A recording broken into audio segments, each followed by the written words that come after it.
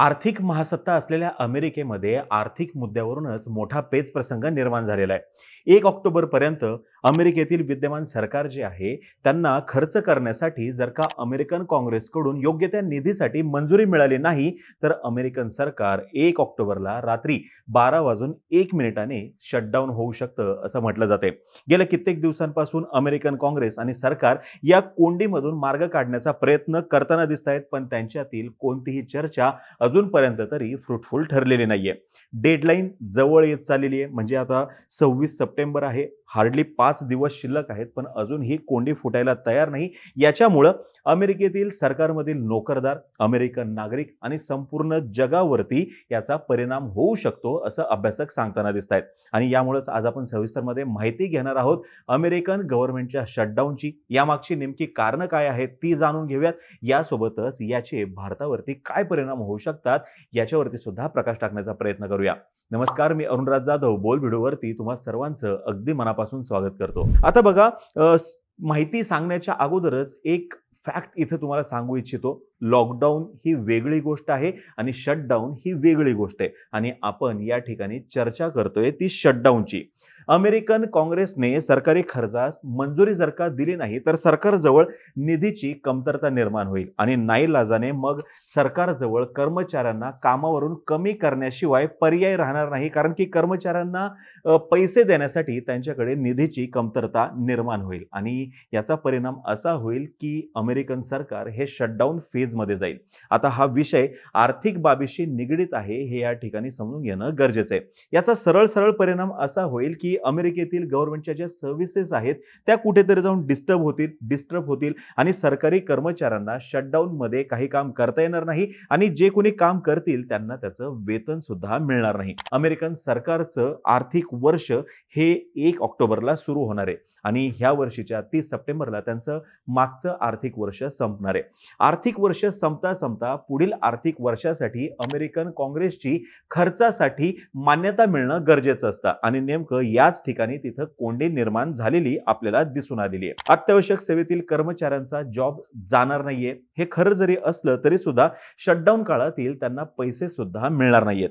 यावेळेस शटडाऊन होणार आहे तेव्हा असणार आहे वीकेंड, म्हणजे रविवारी असणार आहे 1 ऑक्टोबर ही तारीख। त्याच्यामुळे एक्झॅक्ट याचा इम्पॅक्ट काय होईल हे सोमवारी म्हणजे 2 ऑक्टोबरलाच समोर येईल। आर्थिक महासत्ता असलेल्या अमेरिकेचं शटडाऊन या स्टेज पर्यंत जाणं, याला निष्काळजीपणा म्हणावं की नाकर्तेपणा म्हणावा, हा फार मोठा प्रश्न तिथल्या अभ्यासकांना पडलेला आहे। कारण सध्या अमेरिकेतील सिनेट आणि त्यांचं जे हाऊस आहे यांच्यामध्ये मोठ्या प्रमाणात मतभेद आहेत आणि ज्यामुळे काही मुद्द्यांवरती त्यांच्यामध्ये सहमती होत नाही। म्हणजे निधी एका पर्टिक्युलर क्षेत्रापुरताच निधी लागणार आहे का, तर असं नाही, पुढच्या संपूर्ण वर्षासाठीच्या निधीची तरतूद केली जाणार आणि त्याच्यावरती तिथे सहमती होणं अपेक्षित आहे दोन्ही सभागृहांमध्ये, आणि काही मुद्द्यांवरती तिथे सहमती होताना दिसत नाहीये। डेमोक्रॅट्स त्यांच्या स्टँडवरून हलताना दिसत नाहीयेत, रिपब्लिकन सुद्धा त्यांच्या स्टँडवरून हलताना दिसत नाहीयेत आणि आता तर अशी परिस्थिती निर्माण झालेली आहे, जो पक्ष सत्तेमध्ये आहे त्याच्यातीलच एक गट विरोधकांना सहाय्य करताना दिसतोय। पुढील वर्षीचा जो खर्च आहे त्यास दोन्ही सभागृहांची सहमती जर का मिळाली नाही, तर ही शटडाऊनची फेज आहे ही फार मोठी असू शकते असा एक अंदाज आहे। आता जे विरोध करणारे आहेत तिथले, त्यातील एका गटाचं स्पष्ट मत असं आहे की येणाऱ्या काळामध्ये खर्चाला मोठ्या प्रमाणामध्ये कात्री लावायला हवी, तसंच काही ज्या योजना आहेत त्यांच्या निधीमध्ये सुद्धा कपात करण्याविषयी विरोधक आणि सत्तेतील एक गट यांचं एकमत झाल्याचं दिसतंय। डेडलाईनसाठी मगाशी मी म्हणलं तसं केवळ 5 दिवस राहिलेले आहेत। यामुळे जर का लवकरात लवकर तोडगा नाही निघाला, तर किमान शॉर्ट टर्म फंडिंग एक्सटेन्शनसाठी प्रयत्न करता येत आहेत का, ते केले जात आहेत। पण असं होतंय की अंतिम सहमतीवर येण्यासाठी सरकारला पुरेसा अवधी मिळणं हे ह्याच्यातून साध्य होऊ शकतं का, तर निश्चितपणे साध्य होऊ शकतं आणि विरोधक इथे सुद्धा कोंडी करण्याचा विचार करतायत, कारण की मागच्या काही शटडाऊन मधला अनुभव असा आहे की शॉर्ट टर्म फंडिंग एक्सटेन्शन घेऊन सरकार काय करतं, तर वेळ मारून नेतं आणि त्यांना मान्यता मिळवण्यासाठी, जो खर्च आहे त्याला मान्यता मिळवण्यासाठी एक्स्ट्रा अवधी मिळतो आणि ते सुद्धा त्यांना इथे कंट्रोल करायचं आहे, इथे सुद्धा त्यांना विरोध करायचा आहे। आणि शॉर्ट टर्म फंडिंग एक्सटेन्शन जे आहे याला सुद्धा जर का विरोध झाला तर मात्र परिस्थिती अजून बिकट होऊ शकते असं म्हटलं जाते। मग या सर्व गोष्टींचे परिणाम काय होतील? सर्वप्रथम अमेरिकेवरती काय परिणाम होतील ते जाणून घेऊयात. त्यांचे इथले खूप सारे गव्हर्नमेंट ऑपरेशन्स जे आहेत हे थांबतील जागच्या जागी. अत्यावश्यक सेवा ज्या आहेत त्या मात्र सुरू राहतील. त्यांचे इथे जे मिलिटरी पर्सनल आहेत, जवळपास 20 लाख मिलिटरी पर्सनल आहेत, त्यांना काही प्रॉब्लेम येणार नाही. पण जे कोणी पेंटागॉन या त्यांच्या संरक्षण विभागात काम करतात, असे 8 लाख जणांना कदाचित कामातून मुक्त करावं लागेल, कारण की त्यांना देण्यासाठी त्यांच्याकडे निधी उपलब्ध नाहीये. शटडाऊनच्या आधी जे कोणते कॉन्ट्रॅक्ट झालेले असतील ते कॉन्ट्रॅक्ट कंटिन्यू होतील, पण नवीन कोणतेही कॉन्ट्रॅक्ट किंवा नवीन सर्व्हिस ऑर्डर जे आहेत त्याच्यावरती निश्चितपणे इम्पॅक्ट होणार आहे. कदाचित त्यांना मान्यता सुद्धा मिळणार नाही, प्रोव्हाइडेड जे संरक्षण क्षेत्राशी संबंधित आहेत ते सोडून. यासोबतच सर्व क्रिमिनल प्रॉसिक्युशन जे आहेत ते सुद्धा सुरू राहणार आहेत. याच्यामध्ये डोनाल्ड ट्रम्प यांच्यावरती जे काही चार्जेस सुरू आहेत, त्यांची जी काही प्रोसिडिंग चालू आहे ती सुद्धा सुरू राहणार आहे. यासोबतच बॉर्डर पेट्रोल आणि इमिग्रेशन एन्फोर्समेंट एजंट जे आहेत त्यांचं सुद्धा काम सुरू राहणार आहे. 13 ऑक्टोबर पर्यंत काम करण्यासाठी फेडरल कोर्टाकडे सध्या तरी निधी उपलब्ध आहे आणि अपेक्षा अशी आहे की 13 ऑक्टोबर पर्यंत याच्यावरती निश्चितपणे तोडगा निघेल. पासपोर्ट आणि व्हिसा प्रोसेसिंग फंड आहे तोपर्यंत सुरू राहील, पण फंड आहे तोपर्यंत म्हणजे कुठपर्यंत याच्याविषयीची निश्चित माहिती काही उपलब्ध झालेली नाहीये आणि अशा खूप साऱ्या गोष्टी यांच्यावरती इम्पॅक्ट होऊ शकतो. आता हे किती दिवस चालेल तर काहीच सांगता येत नाही.